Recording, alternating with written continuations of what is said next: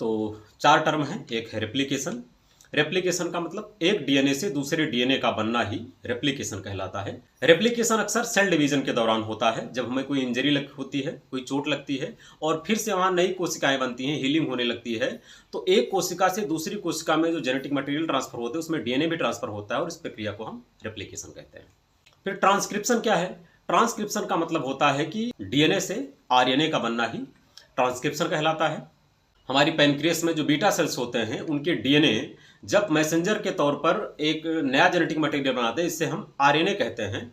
तो इस तरह की प्रक्रिया जिसमें डीएनए से आरएनए बनता है, इस प्रक्रिया को हम ट्रांसक्रिप्शन कहते हैं। फिर तीसरा टर्म है ट्रांसलेशन। ट्रांसलेशन क्या है? इस ट्रांसलेशन का मतलब अनुवाद नहीं, जो कि ग्रामर में होता है।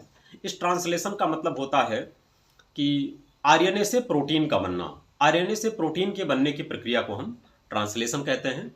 जैसे अभी आपने देखा कि ट्रांसक्रिप्शन में बीटा सेल्स के डीएनए आरएनए बना रहे थे, तो यही एमआरएनए जब जा करके राइबोसोम को मैसेंजिंग के तौर पर नया प्रोटीन बनाने के लिए स्टिमुलेट करता है, तो इस प्रक्रिया को हम नाम देते हैं ट्रांसलेशन।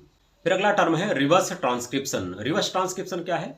यानी फिर से रिवर्स, दोबारा वापस आ जाना।